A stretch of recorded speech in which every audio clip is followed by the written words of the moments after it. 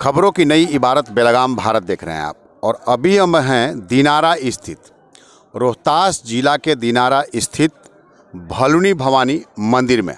कहते हैं ना, जहाँ पर मंदिर होता है वहाँ पर रोजगार का साधन भी होता है और साथ साथ में जो है सनातन धर्म को जो है आगे बढ़ाने का काम मंदिरों के तहत ही हो पाता है। जो है वीडियो में जो भी देख पा रहे होंगे, तमाम यहाँ पे कम से कम मंदिर के आसपास में 100 से 200 दुकानें ऐसी हैं जिन दुकानों के माध्यम से लोगों का घर परिवार चलता है। तो मतलब साफ है कि जहाँ भी मंदिर होगा, जहाँ पर भी मंदिर होगा, वहाँ का प्रचार प्रसार जितना होगा उतना ज़्यादा लोग यहाँ पे आ पाएंगे। कहते हैं ना कि टूरिस्टों के लिए मतलब रमणीय स्थान जो है मंदिर से बढ़ के क्या हो सकता है। और जहाँ पे मंदिर होता है वहाँ पे कम से कम जो है 200-400 लोग जो है अपना जीवन यापन कर पाते हैं। 200-400 लोग दुकान लगा करके कोई जीवन यापन करता है, कोई मतलब सेवा दे करके जीवन यापन करता है। इसी कड़ी में हम पहुँचे हैं, भलुनी भवानी दिनारा के पास में स्थित है और ये रोहतास जिला में पड़ता है।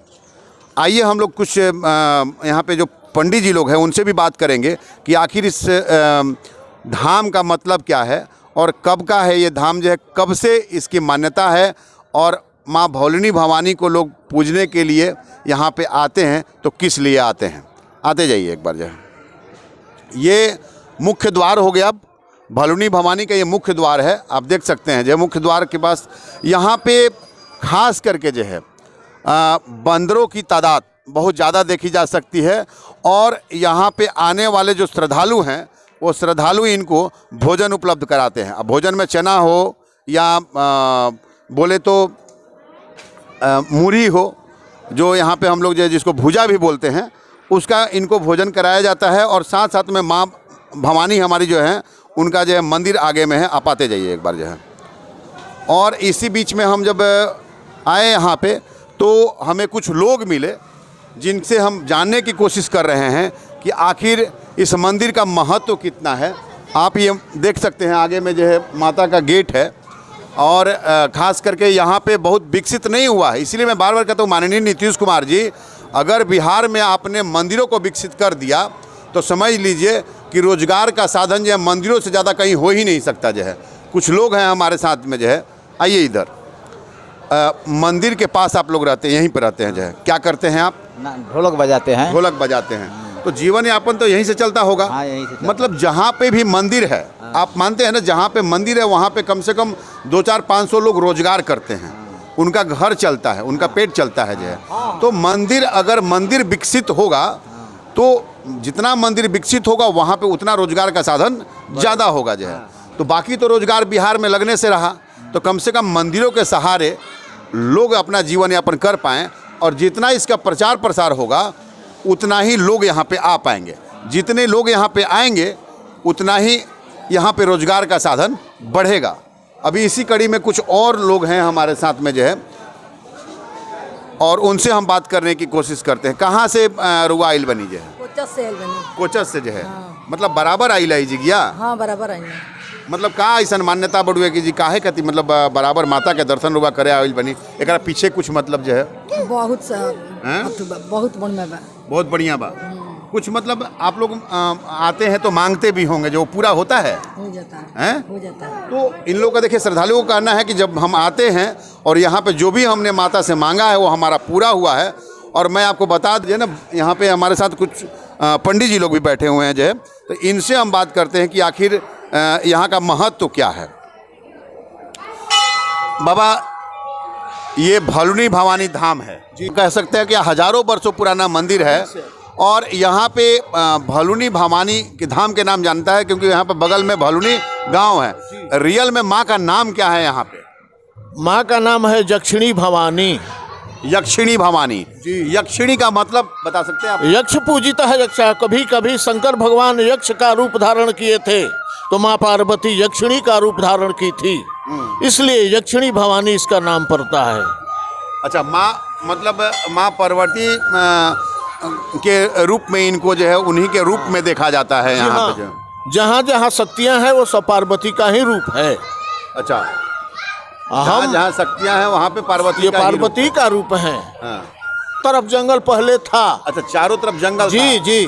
अब जंगल जब कट अब गया जंगल कट गया तो ये मंदिर के पास में आ मंदिर के गए। पास रहते हैं। थोड़ा जंगल अभी 31 एकड़ है यहाँ पर। अभी 31 एकड़ जी जी जंगल है। जंगल है। तो माता का भी जमीन मतलब यहाँ पे है क्या, माता के नाम पे कुछ? अब तो बिहार सरकार का जमीन हो गया, जो माता का जमीन है यही है। हाँ, तो देखिए बिहार सरकार का जमीन हो गया, अच्छी बात है, लेकिन बिहार सरकार से आग्रह है कि कम से कम मंदिरों को अगर आप डेवलप करेंगे तो मंदिरों को डेवलप करेंगे तो यहाँ पे रोजगार का साधन आप जो है फैक्ट्री लगा के तो नहीं दे पाएंगे, आप यहाँ पे रोजगार का जो सृजन तो नहीं कर सकते हैं, लेकिन कम से कम मंदिरों का अगर आप जो है पुनरुद्धार करेंगे तो यहाँ पे मंदिर के पास में कम से कम 1000-2000 घर जो है अपना जीविकोपार्जन कर सकते हैं। क्या बाबा? जी जी। तो ये मंदिर पुराना मंदिर है, यहाँ पर आस्था विश्वास लेकर लोग आते हैं। अच्छा।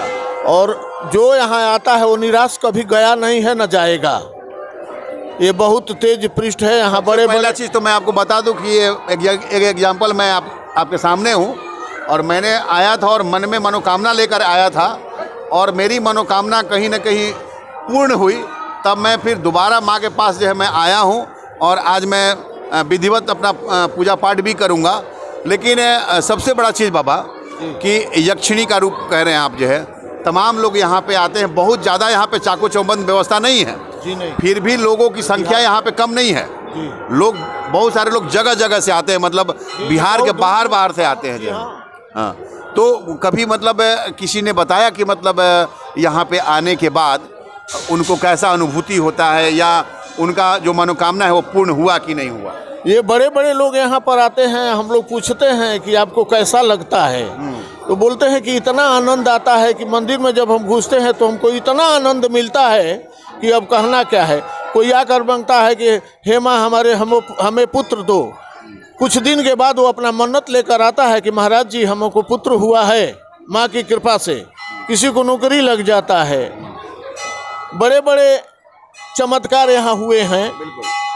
हम यहाँ पर और बताइए यहाँ पे चलिए, ब्राह्मण परिवार तो जी ही रहा है इस मंदिर से, लेकिन ब्राह्मण परिवारों के साथ साथ जो है बहुत सारे परिवार दुकान अपना खोल करके जो बैठे हुए हैं, उनका भी जीविकोपार्जन चल रहा है। आप मानते हैं ना कि अगर मंदिर सशक्त होगा, अगर मंदिर का जो विकास होगा तो रोजगार का सृजन जो है मंदिर जो है जनरेट करता है। जी जी, मानते हैं सर? जरूर जरूर, ये होना चाहिए। और यहाँ पर माँ की कृपा अद्भुत है।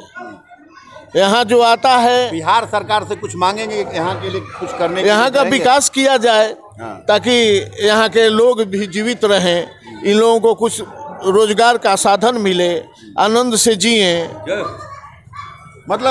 मतलब साफ है कि अगर आपको बिहार में कल कारखाने नहीं लग रहे हैं तो कम से कम इतना ही कर दीजिए, हमारे धार्मिक जगहों को सुदृढ़ कर दीजिए। अगर हमारे धार्मिक जगहों को सुदृढ़ कर देंगे, मंदिरों को सुदृढ़ कर देंगे, तो वहाँ पे लोग रोजगार का साधन मतलब ऑटोमेटिकली वहाँ पे क्रिएट हो जाता है, और कम से कम 1000-2000 घर अपना जो है पेट मतलब भर सकता है।